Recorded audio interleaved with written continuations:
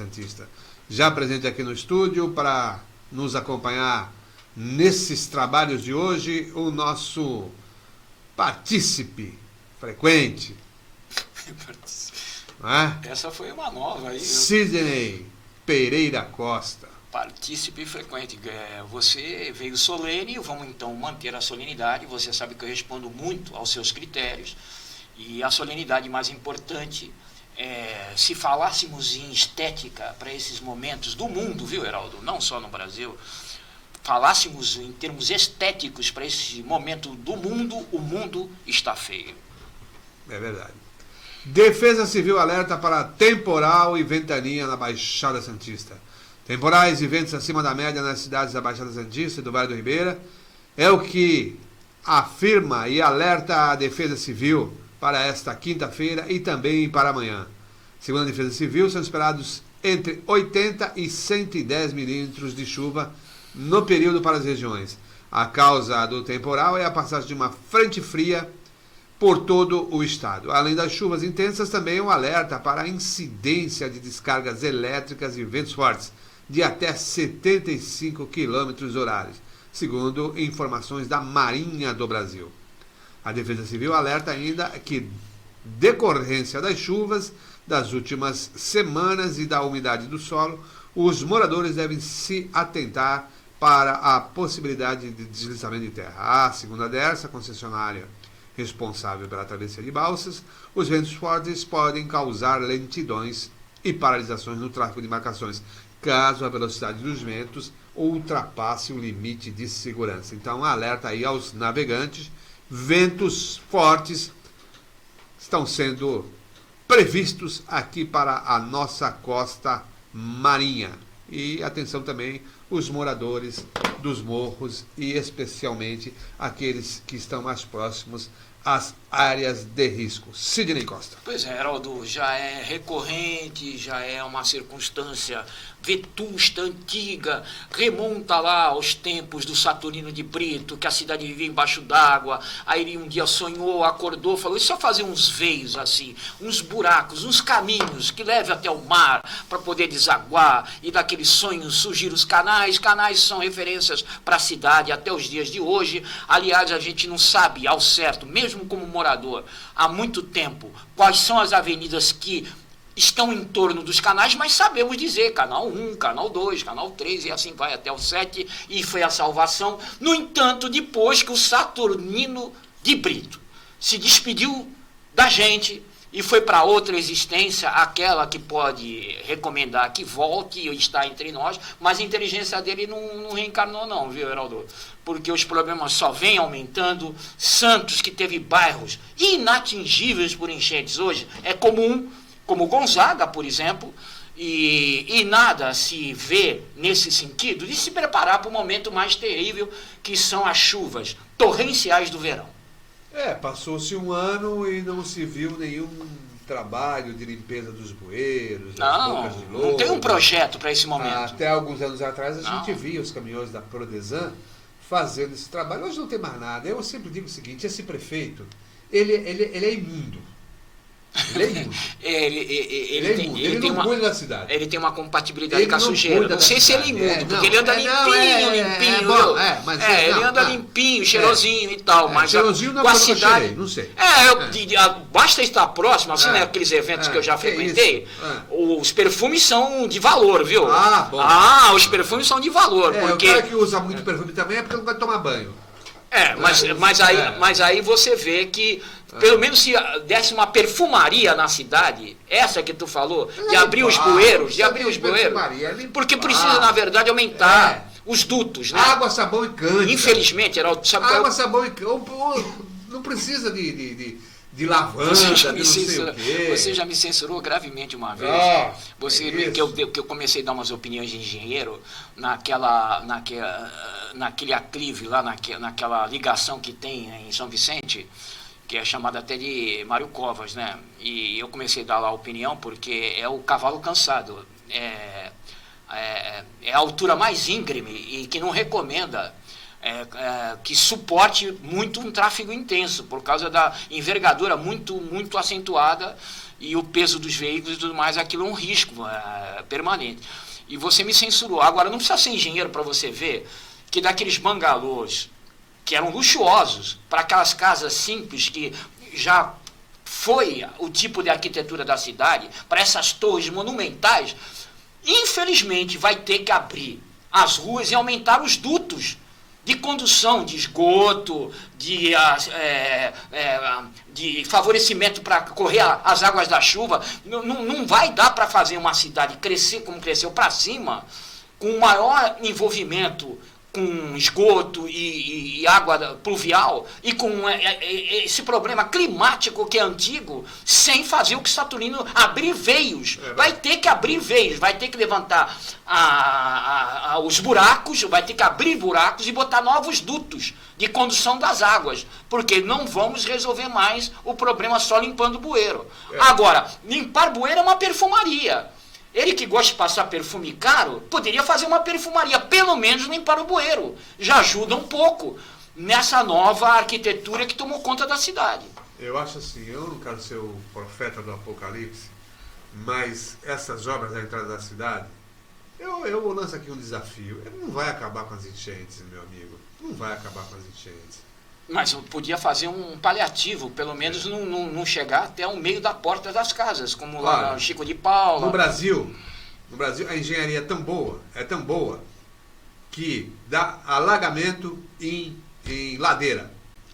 Não, dá alagamento na parte mais alta da cidade, que é o Gonzaga. Pois é. Dá alagamento na parte mais alta da cidade, Presidente Wilson lá em São Vicente, Gonzaga é o fim, né? Aí é o fim, parte mais alta com alagamento, não tem explicação, né? Segundo Gabriel Cavalcante, nós vamos ter um toboágua. Um toboágua ali. É mesmo. No acesso à Zona Noroeste pela Avenida Nossa Senhora já de Fátima. Temos, né? Quase. Mas agora tem o elevado que desce, então as águas, uma cachoeira que vai ser uma maravilha. Eu esqueci disso, só rindo para não chorar. Vai ser uma maravilha. Só rindo para não chorar. Eu sempre digo assim, esse prefeito aí, ele é imundo, ele não cuida da cidade. Ele não cuida da cidade. Basta andar pela praia, agora Heraldo, essa questão a gente vem assistindo se repetir de governos a governo, né? Ele tem sido uma marca essa, de não cuidar das praças, de não cuidar da limpeza. Eram melhores jogadores. Mas as enchentes vêm crescendo já há algum tempo. Eu estou falando do básico do básico. Limpar a cidade. Água, sabão e cândida. Pois é. Né? E os bueiros. Cloro. Lembra? Abrir aqueles dutos dos bueiros, tirar o que tem dentro, né? O Oswaldo Justo era criticado porque ele mandava pintar o meio-fio, né? Ele mandava fazer a caiação. E os idiotas não sabiam que aquilo era um serviço profilático realmente. Né? Porque você sabe que o cal afasta, né?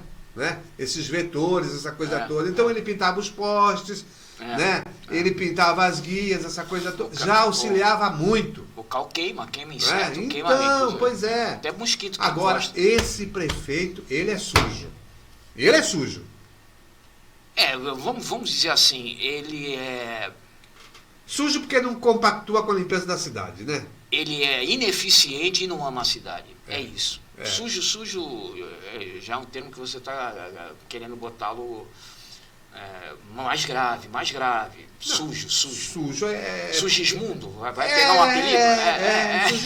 Sugismundo. Mas tu não vê aquelas mosquinhas do Sugismundo? Você não limpa a sua casa? Sim. Você não fica aperreado quando tem uma sujeira então, e tal? Ele tem essa questão de não amar a cidade. A prova.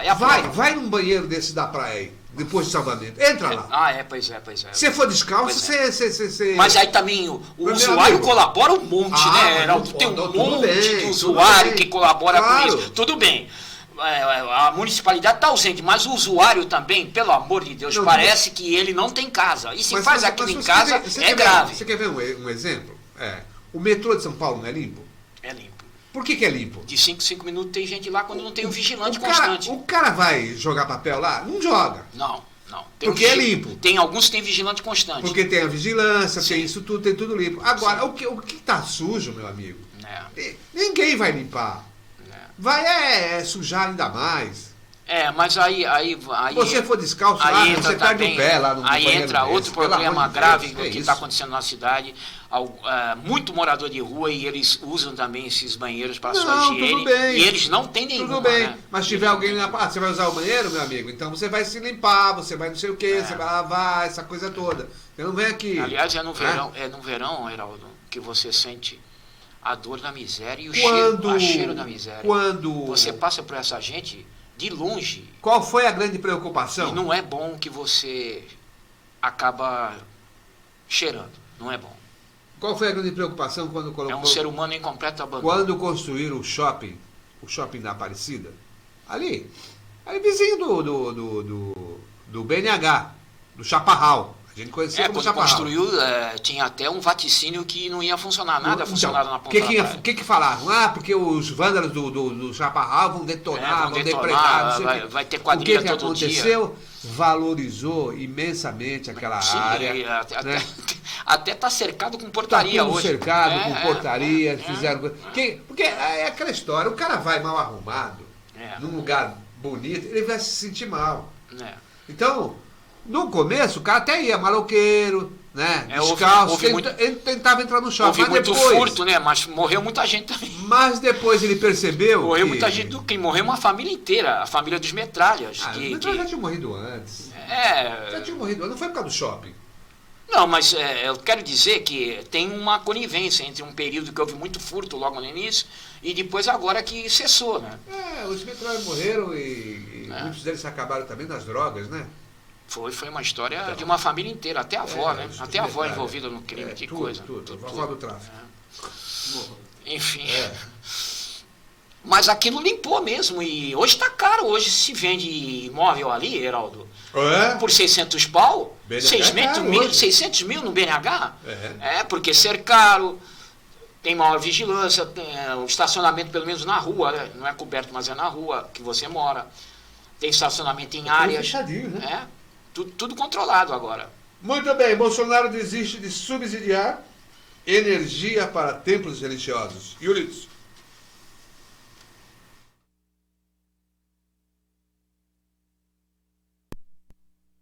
O presidente Jair Bolsonaro recuou da ideia de subsidiar gastos de energia elétrica para grandes templos religiosos. Nesta quarta-feira, o próprio presidente disse que está suspensa qualquer negociação do tipo. Bolsonaro recebeu durante a manhã o deputado Silas Câmara, do Republicanos, que representa a chamada bancada evangélica. Além dele, o pastor R.R. Soares também foi ao encontro do presidente para apresentar alternativas ao subsídio de energia para os templos religiosos. Apesar de simpatizar com a ideia, Bolsonaro afirmou que a política da área econômica é contrária a qualquer desoneração. Eu conversei hoje com o Silas Câmara sobre isso, trouxe a proposta dele, estava o R.R. Soares também. O impacto seria mínimo na ponta da linha, mas a política da economia é não ter mais subsídios. E falei com eles que está suspenso qualquer negociação nesse sentido. Mais cedo, antes mesmo da reunião com representantes da ala evangélica, o presidente já havia sinalizado para uma negativa ao subsídio.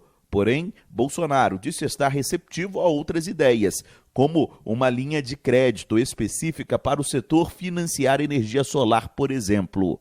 Além disso, o presidente apontou que o governo deve fazer uma análise de outros setores que recebem benefícios fiscais, como a Zona Franca de Manaus. O Brasil é um país dos subsídios. 4% do PIB vai para subsídios. A gente queremos botar um ponto final nisso aí. De acordo com o presidente, nas próximas semanas deve ser assinado um decreto que vai reduzir de forma gradual o IPI para concentrados da Zona Franca. O valor saltou de 4% para 10% no ano passado e deve retornar ao patamar original.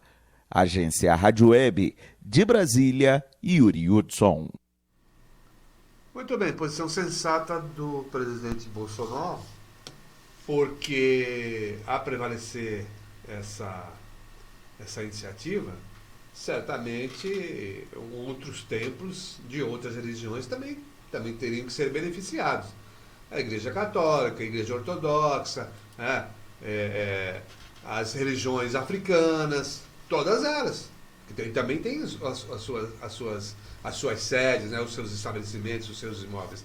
Todos eles também, então, seriam subsidiados com energia elétrica. Não tem sentido isso, realmente.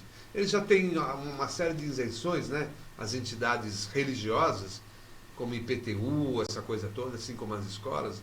Não tem por que ficar. E sem contar que a gente vê outras situações aí pouco recomendáveis, né? Essas montanhas de dinheiro que são transportadas, de helicóptero, tudo isso. Quer dizer, isso aí denigra ainda mais. Quer dizer, Jesus pede dinheiro, ou Sidney Costa? Pois é, Heraldo, essa colocação sua bastante oportuna, porque é uma velha discussão que a gente tem desde tempos republicanos, desde o início de toda a questão republicana, porque a Igreja Católica ajudou a construir esse país, né? Não adianta a gente ficar escondendo certas coisas. Enfim, e essa laicidade, que é a questão que poderia ser argumentada. É Estado laico ou não é?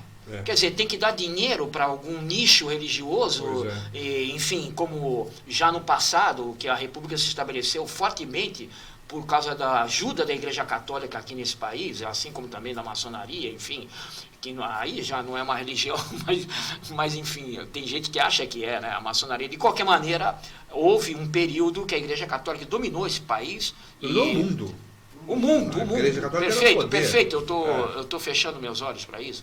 É perfeito, mas aqui principalmente, né? Nós devemos muito. Caso dos dogmas, nós devemos muito ao crescimento das vilas, que primeiro era feito uma igreja, depois o resto se estabelecia em volta. Nós devemos muito. É uma dívida, não pensa que foi ruim isso ajudou no crescimento e no progresso da nação. Agora, de repentemente, né, os pastores de boa articulação, de boa imagem, e talvez também cada vez mais eles estão simples, viu, Heraldo? Já foram de terno, gravata, agora estão de manga de camisa, viu? Camisa para fora da calça, e dão um discurso muito interessante. Quer dizer, parece que essa questão de ficar o seu tempo não foi o que ajudou a Igreja Católica a manter a sua hegemonia também na religião.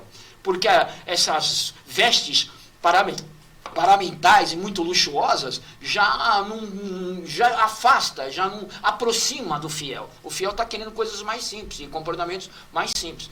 Inclusive tem padres muito simples aí, que nem o Fábio de Mello, que também anda de calça jeans e jaqueta, e enfim, e camiseta, e tem um falar bastante cheio de graça, enfim, e uma imagem de ator da Globo, e tudo isso é evolução mais à sombra do que aconteceu com a investida do meio protestante, do meio evangélico, que o protestante é o histórico, também mantém suas conservações de sentido e de comportamento, mas esse estilo neopentecostal aí que fez uma revolução. A maior delas ainda tem muita coisa de conservadorismo, que é a Igreja Universal. De qualquer maneira, eu acho que o argumento da laicidade, de um Estado laico, era o argumento mais forte. O argumento de que não pode, por questão econômica, oferecer subsídios a nada, me assusta já.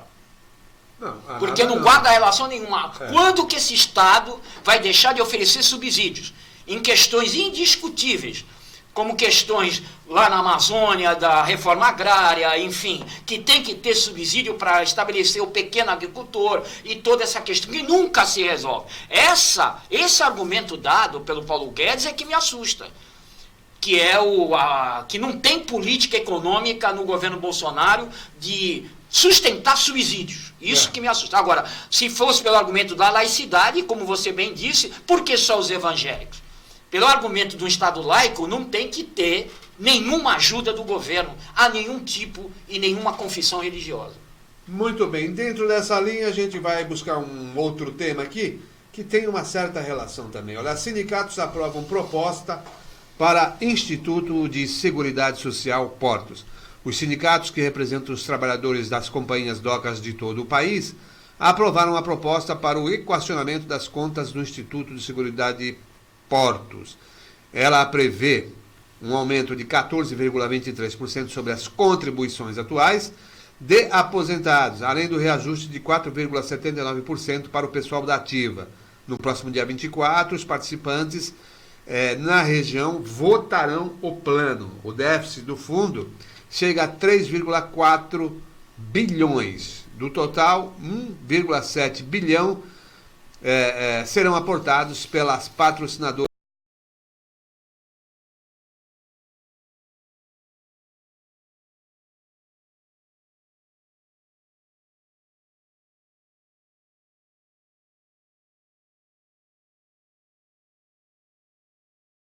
O segundo presidente do Sindicato dos Empregados na Administração Portuária, o Sindaporte, Everandi Cirino dos Santos, além dos percentuais dos reajustes nas contribuições, o plano prevê ainda o congelamento do benefício. Também foi aprovada pelos sindicatos a suspensão do pecúlio e do abono anual.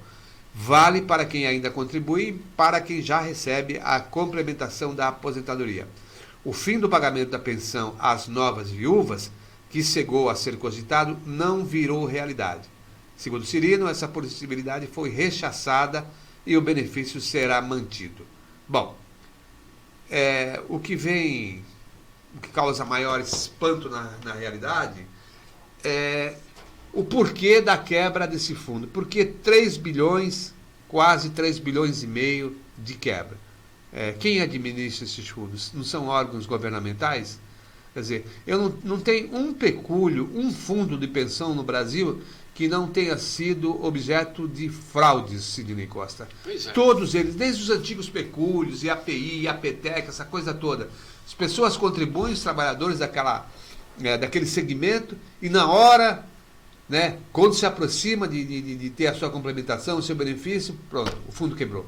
Pois é, esse é um dos fundos mais fortes que o país já teve, principalmente se a gente considerar uma volta na história portuária de 30, 40 anos atrás, quando esses recursos já eram descontados do trabalhador.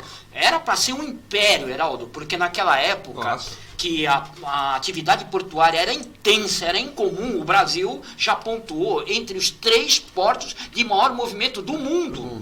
Só foi quebrado isso quando o Rotterdam resolveu fazer a atracação de frente, podendo possibilitar descarregamento dos 2 lados do navio, proa e popa, né? Você que tem nave aí, que anda pelo mar aí, me fala dessa... Enterprise. Fala como o nome técnico desses lados do navio e também a Bombordo e Boreste. Falei errado, eu falei a frente e o fundo. Popa e proa. Enfim, Bombordo e Boreste. Pois então, essa descoberta aí, que ainda colocou a automação, e hoje é dos portos de maior movimento no mundo, acabou com a mão de obra. E a mão de obra poderia contar com o seu fundo de auxílio social para continuar uma vida digna. O que fizeram eles? Arrombaram o fundo. Não tem mais. É um buraco imenso.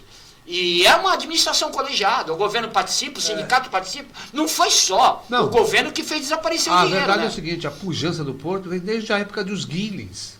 Sim, Rio mas a questão social, que eles começaram a ver a necessidade de uma aposentadoria digna, remonta a 40, 30 anos atrás, né? Não era questão de descontar o dinheiro. Não, porque o trabalhador portuário era uma casta privilegiada. Desculpa, para manter essa casta, eles acharam melhor ter um plano próprio. Era importante, Era importante, lógico. Lógico, você está acostumado com uma renda. Meu amigo, você lembra muito bem, o portuário, o estivador passava na cidade, ele era agarrado. Heraldo, eles não faziam... Pelo vendedor, vem aqui comprar. Ninguém consultava SPS de trabalho. Não, vem aqui comprar, meu amigo. Ninguém consultava. Exatamente. Agora hoje... O crédito mais seguro que tinha era o do trabalhador portuário. Hoje você tem que ler... Então, a automação e as novas formas de atracação mudaram e não recomendo mais essa forma só de... Qual é o lado? Aqui só é um lado que é usado para atracar, né? Você só tem uma maneira de descarregar. E isso daí hoje é obsoleto, Heraldo. Agora, voltando à questão do dinheiro. O dinheiro era uma administração colegiada, então também os sindicatos, se não roubaram, não fiscalizaram. Também são muito responsáveis com o fim desses fundos. E não é só o da Portos. Outro fundo poderoso, da Petros, também se foi. Se foi. Só que a aposentadoria de uma pessoa que trabalhou na Petros, ela é alta. o fundo já não é um prejuízo muito grande para o fim da atividade profissional. Para o portuário, o fim do fundo prejudica a aposentadoria dele, que é baixa. Porque hoje a aposentadoria dele, que é regulada pelo INSS, o teto é de 6 mil, né, meu irmão? Ele precisaria desse somatória, dessa somatória aí para ajudar. Você citou a Petros, tem também a Previdência do Banco do Brasil, a dos Correios, todas elas. Agora, por que se faz isso com verbas que mexe, se é canalha, mexe por não ter um mínimo de consciência? Por que se faz isso? Porque é um país de canalhas, Heraldo. Se mexe na merenda escolar e não é... Além do roubo, houve também um estelionato, porque as companhias docas deixaram de repassar durante muito tempo.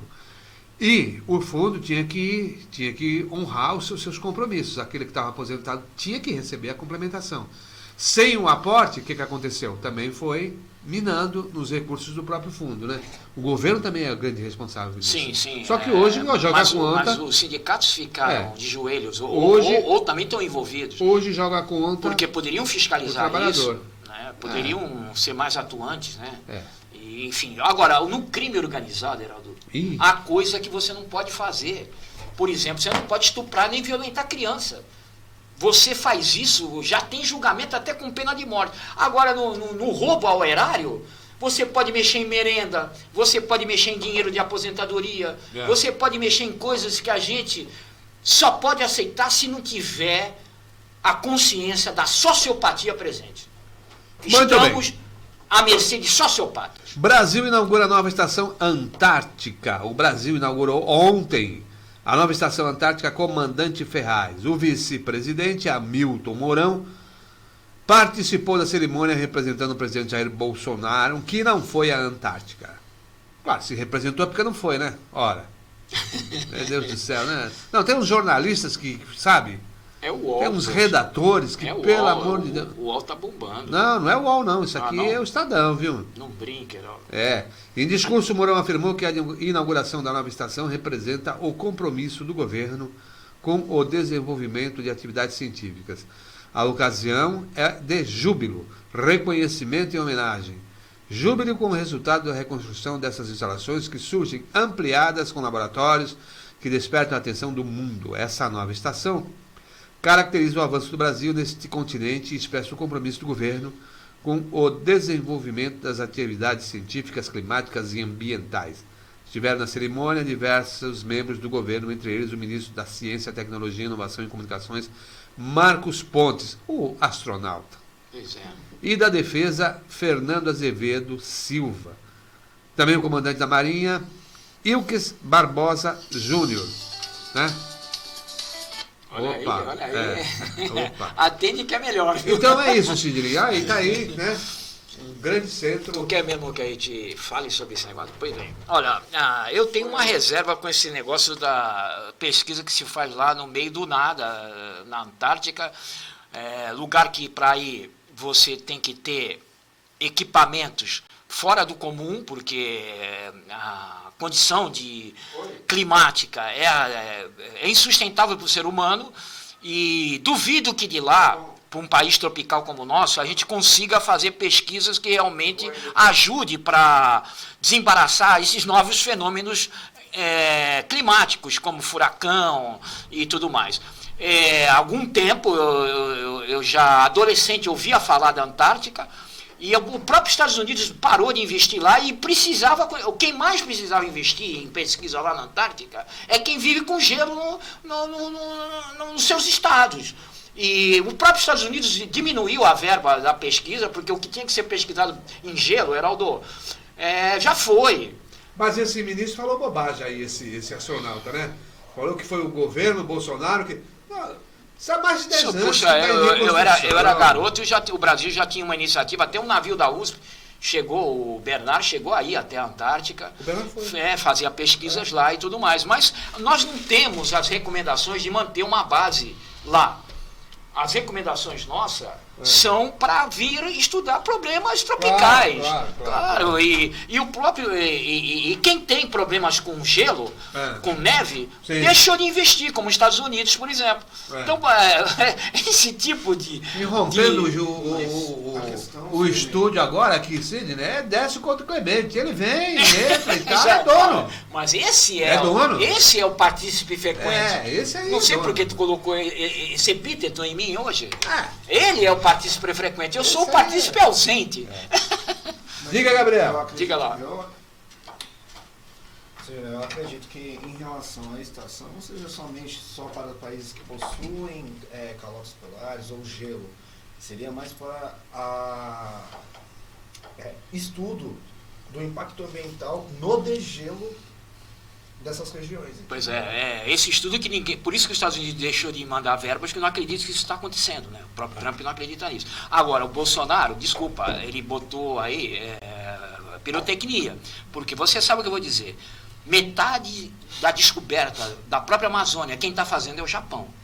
De princípios ativos, do que é bom para remédio e tudo mais. E a gente vai ficar investindo num lugar que nem o próprio Estados Unidos tem mais interesse de fazer. É muito discutível esse tipo de política canhestra, aonde precisa anunciar, não há investimento, a gente vê estrangeiros ocupando lá e fazendo esse tipo de pesquisa, e aonde precisa, você vê um desmerecimento ao crédito da pesquisa. Claro. Aí eu fico suspeitando dessa notícia aí. Ministério da Saúde alerta para possível surto de dengue em março.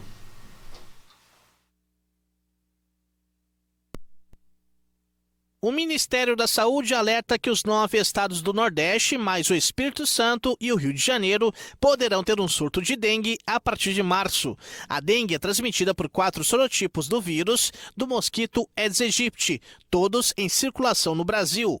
A intensidade se alterna pelo país de tempos em tempos. Segundo o infectologista Edmilson Migovski, os surtos de dengue costumam ocorrer quando há mudança na circulação do tipo de vírus. Em 2019, o sorotipo 2 ganhou força em São Paulo, Minas Gerais e Goiás e agora deve se espalhar por outras regiões. O surgimento de um novo vírus ou a retomada de circulação de um vírus da dengue, que há muito tempo não estava circulando numa determinada região, é um indicativo de que nós podemos atravessar uma epidemia. Um outro fato também é quando você tem o LIRA, né, que é o levantamento o índice de infestação rápido das casas, para o Aedes, muito alto. Quanto maior esse índice, pior é o cenário e maior a possibilidade de você ter epidemias. Levantamento recente do Ministério da Saúde aponta que mais de 80% dos criadouros dos mosquitos se encontram em casas. Por isso, é importante que a população adote medidas preventivas. No lixo, portanto, se nós dermos um destino correto para o lixo, e o lixo que serve de criadouro para o mosquito geralmente é um lixo que dá para reciclar, né? Lembrar que é plástico, garrafas PET e também a água para consumo humano. Então as pessoas têm que realmente proteger os seus reservatórios. Mantenha a caixa d'água bem fechada e realize a limpeza regularmente. Materiais para reciclagem devem ser mantidos em sacos fechados e em locais abertos. Planta com pratinho também é foco de mosquito. Cuide para não acumular água. Agência Rádio Web de São Paulo, Leno Falck. Bom, o Santos andou utilizando aí drones para fazer um ensaio, não é verdade? Em hospitais, ferro velho, essa coisa toda. É importante, né? Jogou inseticida. Agora, é o que eu sempre digo, o problema da dengue em Santos é difícil de se resolver. Por quê? Porque nós temos a área portuária, tem muita sucata lá, né? Então, o mosquito vai proliferar naquela região e depois ele vai invadir outras áreas da cidade. Se não houver a participação da CODESP, trabalhar bastante nisso, dificilmente nós vamos ter sucesso em qualquer iniciativa. Pois é, o nosso Décio chegou e ele que é um estudioso dos problemas da cidade, você sabe, já teve experiência com candidatura pessoal para prefeito, desde então estuda os problemas da cidade. Eu chamo de professor, né? Principalmente nos assuntos políticos, eu tenho uma opinião sobre isso aí, até porque eu acho que a epidemia já voltou. Temos graves casos de dengue já em Santos, muito atendimento, só o mês passado foram 252 novos casos, então esperar março vai ser crítico. se eles estão esperando março. Agora eu queria ouvir o Décio, né? Não, eles estão alertando, né? Que se não houver providências agora, vai vir uma epidemia forte, né? Bom dia, Heródoto, bom dia, Tocílio, ouvintes. Bom dia. Realmente... Vem acompanhado da assessora hoje, né? Vem assessora lá. Mas o que acontece? Vem verba do Estado, vem verba do governo federal. O que é necessário é utilizar essas verbas conscientemente, para combate. Você, de repente, você pode virtuar um monte de verbas, por exemplo, a necessidade de porta a porta, Pois contratar pessoas em caso de urgência para esse tipo de trabalho. Então, todas essas responsabilidades que o líder do município tem que ter, e essa preocupação, principalmente o secretário da Saúde. Então, depende muito do projeto e do efeito prefeitura junto à comunidade. Olha, eu estava com uma ideia e você já colocou ordem nessa ideia. Já vou desmontá-la e vou seguir você. Enquanto houve patrulhamento, esse que você se referiu, nas escolas, porta a porta, porque a criança é a primeira vigilante desse problema da dengue. Chega em casa orientando, vê se tem poça aqui, mãe e tal. Ou enquanto houve intensivo esse patrulhamento, você viu a crise diminuir. Agora que, como levantou o Heraldo desde a primeira hora do programa, que temos um prefeito sujo, eu gostei dessa, mas não sei se que nós temos um prefeito sujo, parece que a natureza reclama por si só. As enchentes, não limpa bueiro, sujeira na cidade também ajuda o mosquito. Não tem patrulhamento, ainda por cima, está aí a crise de volta de algo que já estava sob controle. Parece que a dengue é um problema de controle. Não, uma prefeitura que se vangloria e aplaude, como aconteceu agora na virada do ano. Santos bateu recorde de lixo, isso é para comemorar? Pois é, rapaz. Isso é para comemorar? De recolhimento de lixo é plausível, né? Porque pelo menos trabalharam, mas recorde de lixo é grave. Recorde de lixo? É grave. Pelo amor de Deus. Não, além do que, você vê só, de repente está contratando uma empresa que vai trabalhar com drone. Percebe-se que não vai ter licitação, porque é a única empresa. Não, essa foi uma experiência ainda, né? Ainda não está nada... 100%. Agora, o drone é importante, porque chega em lugares que o ser humano fica difícil de chegar. Não, mas todas as ferramentas são necessárias. Vai sobrevoar a parte portuária? É onde a vai encontrar os portuária problemas. era federal, né? Era federal. Esse trabalho foi feito aqui em cemitérios, em depósitos de ferro velho, enfim, terrenos baldios, essa coisa toda. Importante. Mas você cantou onde está o problema. Na área portuária. Então. Por isso que eu acho que esse órgão federal, aí, a SUSEM, de controle de endemias, junto com a prefeitura e a CODESP, teriam que trabalhar nisso. Veja bem, você pega aqueles armazéns que estão abandonados lá. Não tem foco de dengue lá? Sim, claro que tem. Onde tu vai encontrar isso? Claro que tem foco de dengue. Sim. Tá tudo abandonado. Então... Inclusive, há um índice de parada, trabalhador portuário que pega a dengue, viu? Há índice. Pega como, então? E essa doença é terrível, viu? Ela te desmonta, viu? Nossa, eu já tive esse uma semana, tu fora de si. Aí você toma uma surra todo dia, viu? Eu até achei que eu estava com isso. Agora, falando já que tem um assunto da cidade, eu estou achando um pouco exagerado o número de moradores de rua. Puxa, falamos disso no verão vai mais, né, o Décio? Mas é que tá. Tem praia, tem chuveirinho, tem gente que vai lá levar comida, tem essas empresas aí, igreja, não sei mais o que passa dando a sopona toda noite. Então eu me lembro no tempo do governo. E precisa. O governo Justo, além de ele brecar lá na entrada da cidade, ele pegava um a um, você dá onde é, filho? Aí eu sou de Lorena. Então tá bom, vamos colocar você no ônibus e você volta para sua cidade. Tá, você dá onde é? É Piracicaba. Então, amiguinho, você vai pegar o ônibus. Mas você não pode fazer isso, né? Pode. Se não você pode. der. Não, que isso? Não pode. Isso? Obrigar não pode. Não pode. Não é obrigar, mas também você não pode deixar o cara na rua. Pegar o cara, jogar dentro do ônibus Tem que convencer, tem que convencer. Pagando, é de difícil convencimento eles. Eu tive um que enfrentou a mim, alojou-se ali no estacionamento do CEAM e me enfrentou. Disse que eu não era nem diretora. Tive que chamar a polícia, pô. E a polícia ele enfrentou também. É que o policial falou pra mim, só espera um pouquinho lá na calçada que eu vou conversar com ele. Falou 3 palavras com a pessoa. Ele começou a recolher tudo e saiu. Que ele falou, não, eu vou ficar aqui. Amanhã de manhã eu saio. Só funciona amanhã de manhã, isso aqui. Isso demonstra que não tem nenhuma política, né, de atendimento para esse pessoal, né? Tanto dinheiro que se gasta, tanta secretaria, tanto projeto, tanto não sei o quê. Mas você anda na cidade e tá aí, né? O nosso vizinho aqui hoje de manhã, o que ele teve que fazer? Limpar a fachada da loja dele, por quê? Porque tinha os moradores de rua, porque ele dorme e faz as necessidades ali mesmo. E o sujeito tem uma loja que tem que estar em condições de receber os seus clientes. Você imagina, né? Uma imundície deixada pelo morador da rua. A gente já começou vendo a repercussão desse aumento de morador de rua, principalmente para o comerciante. Eles se alojam na loja, na porta, quando tu chega de manhã tá péssimo o lugar. Nossa, no Canal 6, perto da praia, tem um morador de rua que ele está morando numa cabana maravilhosa. Cabana? Cabana. Aquela de camping. Sei. De hostel. Não brinca. É impressionante, novinha. Novinha. Eu falei assim, na praia? No canal, perto da praia. Você está elegante, amigo. Rapaz, mas é verdade.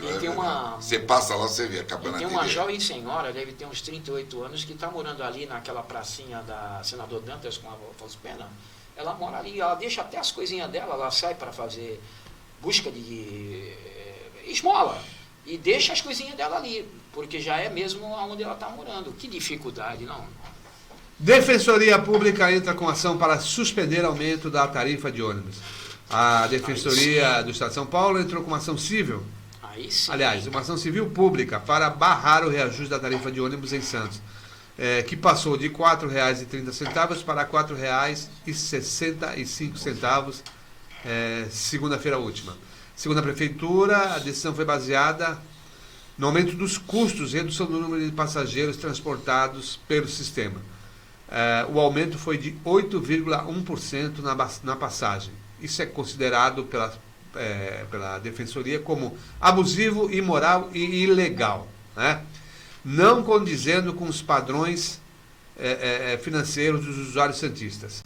Segundo a Defensoria, o aumento no preço da passagem não observa as regras de transparência e publicidade no seu processo de revisão, já que a municipalidade permitiu ampla e prévia participação popular no processo, como determina a Lei 12.587/12. Bom, eu só lamento o seguinte, que quando chegar lá na Justiça, o juiz vai dizer que está tudo certo e tal, tem que aumentar mesmo, que as cláusulas estão previstas em contrato e o usuário que vai ser penalizado, como sempre acontece nesses casos. Então, Heraldo, mas você vê que na exposição dessa ação civil pública, o argumento mais forte é que eles fizeram uma pesquisa de 2017 até agora, e a somatória, olha só, Heraldo, em 2017 o aumento foi de 18,46%.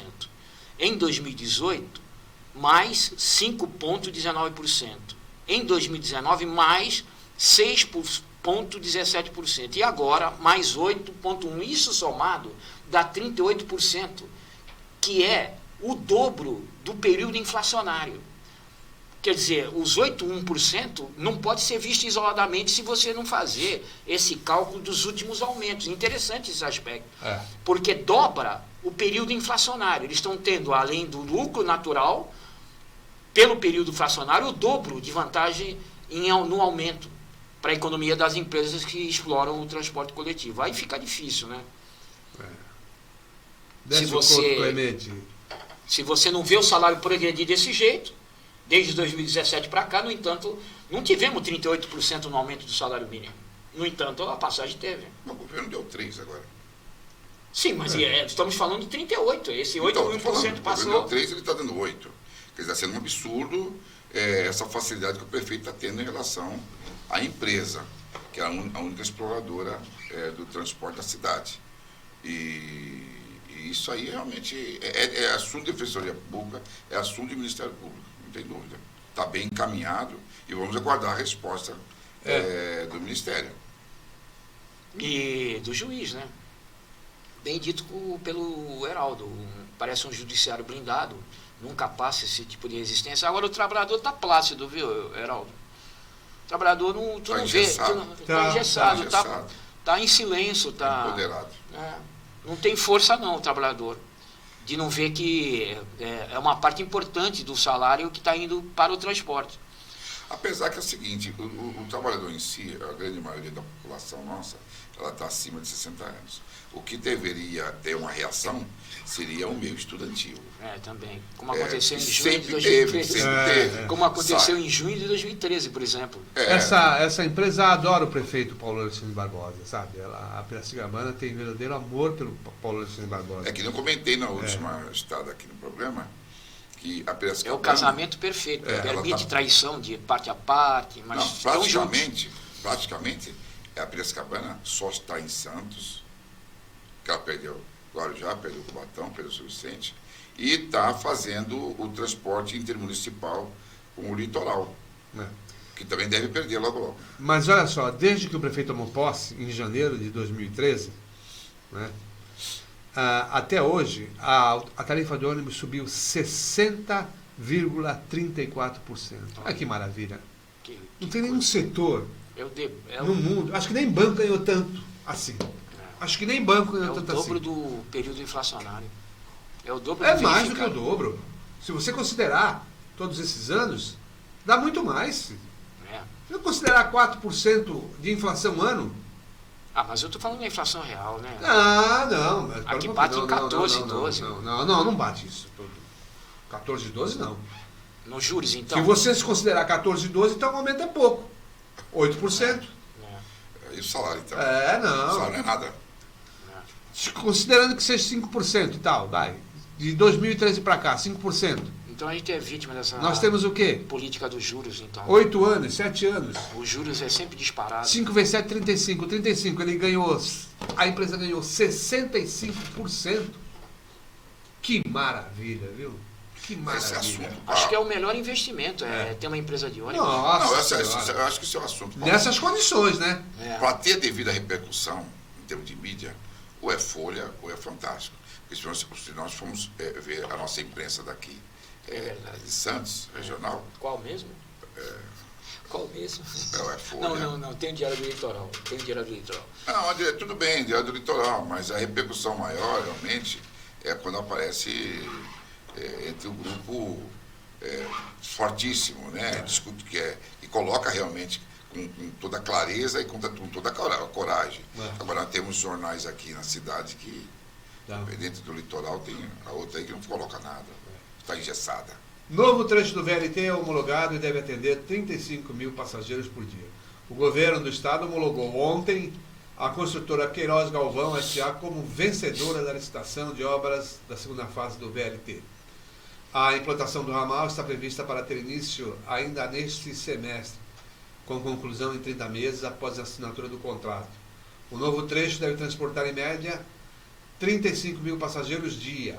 Nessa fase, o modal ligará a estação Conselheiro Neves ao Valão, com extensão de 8 quilômetros. O trecho terá 14 estações e exigirá a desapropriação de 31 imóveis localizados no trajeto. Para realizar a obra, a empresa apresentou uma proposta de 217,7 milhões, uma diferença de 27,42 milhões de estimação pelo órgão paulista, que era de aproximadamente 300 milhões. O consórcio Conselheiro Neves Valongo, formado pelas empresas construtora Norberto Odebrecht, OEC e Odebrecht Engenharia e Construção Internacional, entrou com recurso contra a classificação que a colocou em terceiro lugar. A decisão, ratificando o resultado, divulgado em agosto, foi confirmada na edição de ontem do Diário Oficial do Estado. A Queiroz Galvão foi responsável pelas obras físicas dos 11,5 km da primeira fase do VLT, ligando o terminal Barreiros, lá em São Vicente, até a estação Porto, em Santos. Sidney Costa, que é usuário frequente do VLT. O VLT tem ainda circunstâncias que precisam ser aprimoradas. Uma delas, o banheiro, por causa da questão da distância, que hoje, Heraldo, quando tem horário de pico, o ônibus demora...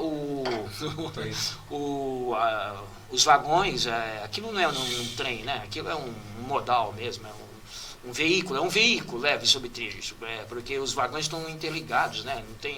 Não tem uma locomotiva, enfim. De qualquer maneira, hoje, nos horários de pico, fica mais demorado. As distâncias que, quando não tem muito usuário, você faz entre o Barreiros até a Conselheiro Nébias, que é o destino mais frequente, tem muita gente que não vai até o ponto final, que já é lá na Santa, no Cais, até a Conselheiro você faz em 25 minutos quando não tem o grande afluxo de usuários, mas nos períodos... 25 minutos de onde a onde? De Ponto do Barreiros até a Conselheiro Nébias. Você faz em 25 minutos. Quer pegar esse dia bom de fazer isso? Domingo de manhã. É o dia que tu vai fazer esse trajeto. Não tem trânsito nenhum, vai. Não, estou dizendo, não é trânsito, que ele está num trilho. Mas no semáforo. Não, nem isso.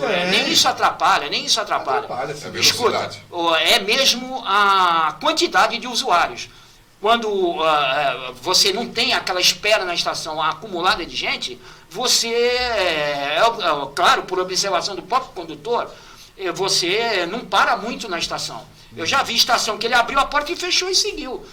Uma delas é João Ribeiro, que não tem quase movimento nenhum no domingo. João Ribeiro é onde? São Vicente? Em São Vicente. Não tem movimento nenhum no domingo. Você falou que sou usuário e sou mesmo. Hoje eu vivo só dentro desses vagões. A João não tem estação, João? Tem. Inclusive tem o dia que vai ter uma complicação é o dia de sábado, por causa que tem exatamente a Feira Livre ali na João Ribeiro. E tem muita gente que vem das estações mais próximas para João Ribeiro. É a estação lá da igreja. Não, é bem Zé Menino mesmo. É bem naquela... Itararé com a depois, com a divisa. Antes de Itararé, essa estação. Ali não tem estação, ali não para, João Ribeiro. Para, inclusive para você ir na feira. Ali na divisa? Na divisa. Estação ali dentro? Tem, João Ribeiro. Essa estação no domingo, ele só abre e fecha, ele nem para quase. Porque nunca tem usuário nenhum. Agora, nos dias normais, em horário de pico, eu já fiz esse mesmo itinerário e dá em média 40 minutos. Vai de 25 para 40 minutos. Então, a gente vê que hoje o VLT, que era também um veículo mais para manter uma história turística, de um modal e tudo mais, virou transporte de passageiros, que ainda não resolveu a sua condição mais importante, a integração. A integração é mínima. São uma dúzia de ônibus que tem só para integrar, não tem um terminal, e a maioria ou opta para descer e ir a pé ou usar dessas startups. Eu tenho visto muito, principalmente nos jovens, desce e pega a bicicleta e um patinete para continuar o seu percurso. Usa o transporte apenas para ganhar no tempo. Mas esse patinete é caro, é 75 centavos por minuto. Mas eu estou falando dessa juventude que usa o modal, só para ganhar tempo. Porque para ganhar tempo é o melhor modal que tem. Você não ficar no trânsito, ficar pela linha. 10 minutos do patinete dá R$ 7,50, é caríssimo. Pois mas para ganhar tempo, o VLT é o melhor modal hoje, ligando as cidades. Agora, o que é triste, Heraldo, a gente vê mudar as fases, né? A fase que desde o começo seria a próxima, aquela lá da Ponte de Barreiros, em seguida, inclusive poderia ajudar, com a melhoria daquela transposição ali, com uma linha do VLT, que aí, em vez de 35 mil dias, ia usar 60 mil usuários dia. Ia dobrar. Essa segunda fase aí, pro centro aí, é para beneficiar... Inverteram, viu?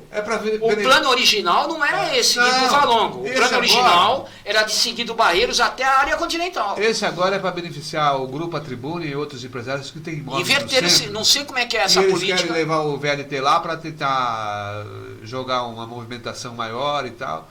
É isso. Então, eu não sei como é que administra-se isso, porque o plano original divulgado era até a Ponte dos Barreiros e depois ligar com a área continental. Para depois vir para o Valongo. A terceira fase seria o Valongo. Para possibilitar a mobilidade daquela população lá. Isso é triste porque o que era para ser um veículo de conteúdo e história turística virou uma maneira de transporte. Isso é triste. Se você inverter onde mais precisa. Pera. Ele não veio com essa característica turística, de jeito nenhum. Veio. Não, turística discordo. Só é transporte coletivo. É transporte Foi coletivo. assumido até pelo secretário. Não. Foi assumido até jeito nenhum. pelo secretário de Transporte de São Paulo. Foi assumido que era. Inicialmente era para fazer um modal turístico. É de massa, Era. de massa. De Tudo massa, falando. tanto que... Mas não tem estrutura para de massa. Como é que vai Já fazer? não tem banheiro, Mas poxa. que turismo que vai fazer o dinheiro do morador lá da área continental, Sidney? É a estrutura É dele. trabalhador, rapaz. É a estrutura dele. Tá louco? Quem é que vai visitar Não, a a área estrutura continental? dele não é para massas. O Márcio Reis está chamando aí. Vamos ver o que o Márcio Reis tem de novidade, vai.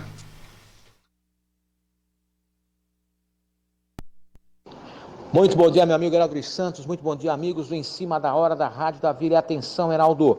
Policiais do 2º Distrito Policial de Vicente de Carvalho, em Guarujá, a equipe do investigador-chefe Ney Gomes, doutor Estevam Gabriel Urso, estão em alça de 2 indivíduos que acabaram esfaqueando, roubando um ajudante-geral de 48 anos. Tudo aconteceu na rodovia Cônigo Domênico Rangoni, 5 horas e 40 minutos da manhã, 5 horas e 40 minutos da madrugada. O ajudante-geral de 48 anos, ele estava indo para o trabalho, porque ele acorda cedo, porque ele trabalha cedo.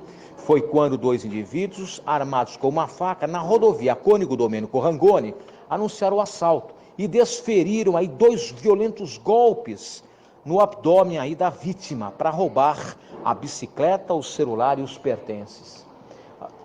Facada essa que pegou no abdômen, né? Uma facada no abdômen e uma segunda facada no braço.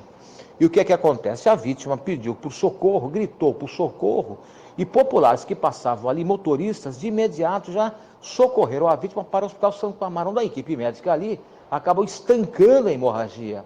Vítima internada, os policiais do 1º DP de Vicente de Carvalho, a equipe do Ney Gomes, doutor Estevam Gabriel Urso, de imediato já estão solicitando as imagens de monitoramento da concessionária, para que saia na possibilidade, que saia na tentativa de apurar a autoria desse assalto. Aliás, diz que denúncia direto com o 1º Distrito Policial de Vicente Carvalho no Guarujá, direto com o Ney Gomes, direto com o doutor Estevam Gabriel Urso, direto com a Rose, a equipe, é o 3383-4059, eu repito, 3383-4059, direto com o investigador-chefe, o Ney Gomes, doutor Estevam Gabriel Urso, a investigação geral do município com o Herói Flórido, delegado titular do município, delegado Marco Antônio Couto Pérez, e estão trocando informações, estão trocando inteligência, juntamente com o Ney Gomes, doutor Estevam Gabriel Urso, que está na possibilidade, que está na tentativa de identificar aí esta dupla. E mais, hein? É muito provável, viu, meu amigo Heraldo dos Santos, amigos do Em Cima da Hora da Rádio da Vila,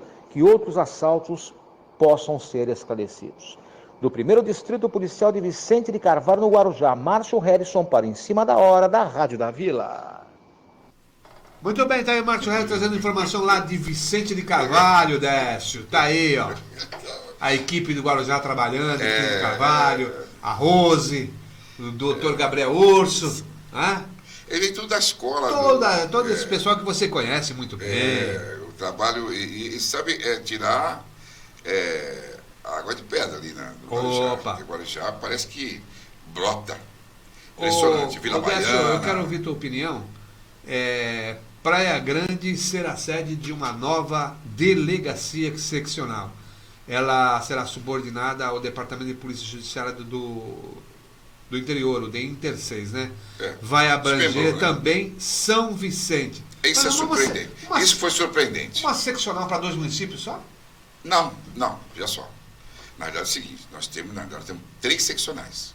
Então. Tá, aí tem aqui de Santos, tem de registro. Que é o Vale do Ribeira. Vale do Ribeira. O que aconteceu? Mas já tem uma aqui de Santos, para que uma em Praia Grande?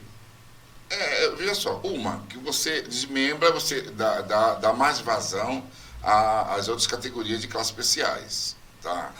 Para você poder ocupar, e aí você vem decrescendo, vai vir o primeiro, segundo, terceira classe e tal, né?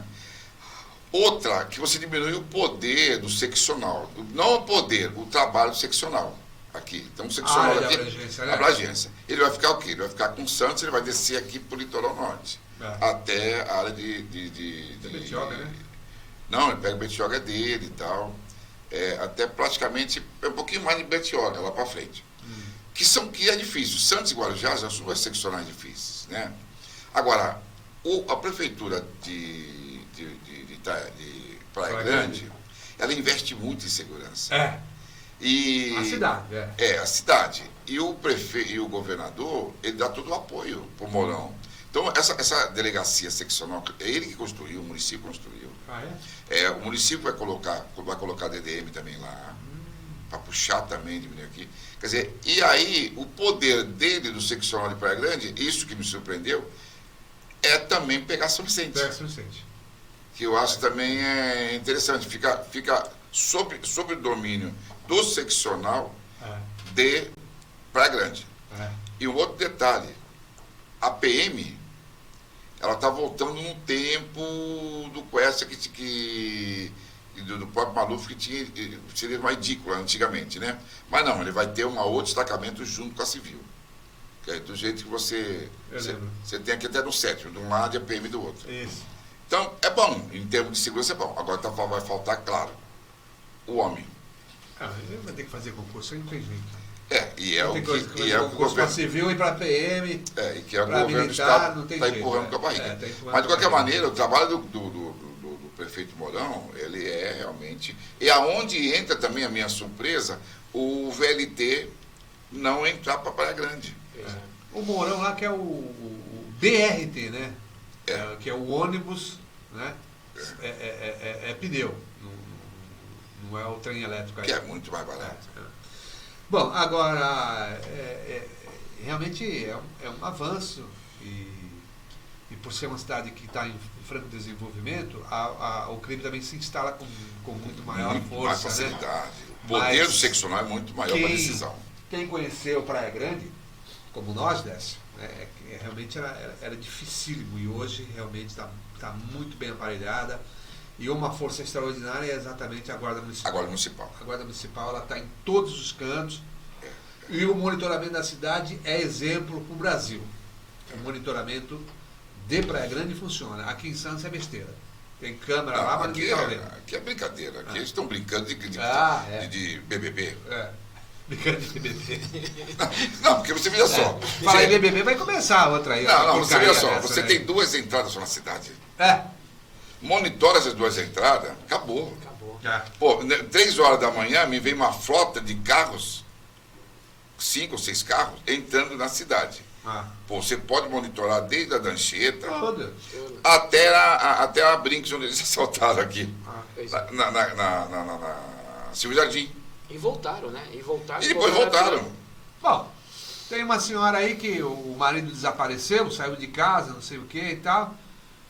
Preocupada, né? Foi na delegacia, que existiu a questão de desaparecimento e tal, e dá uma semana o sujeito não aparece, ela procurou um detetive particular. O casal era de São Paulo, a família era de São Paulo.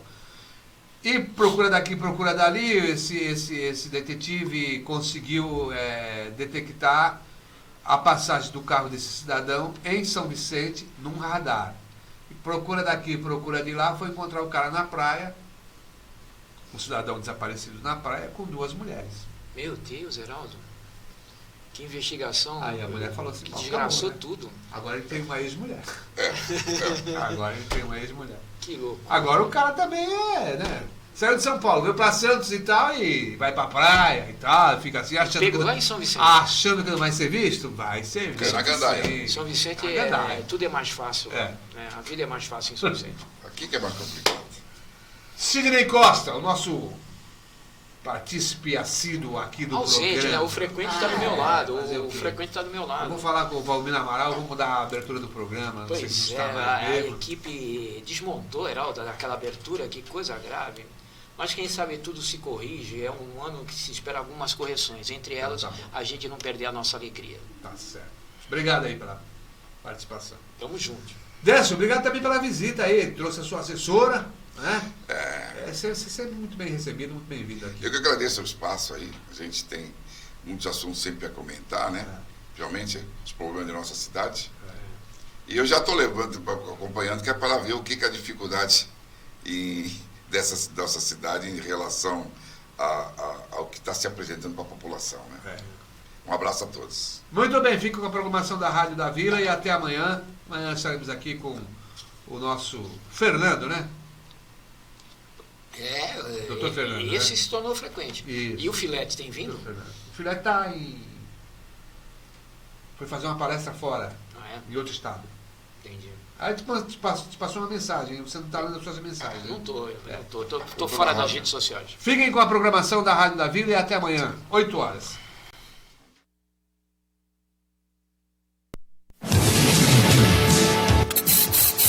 Em cima da hora. Compromisso com a notícia do dia a dia da nossa região. É o desafio agora no Em Cima.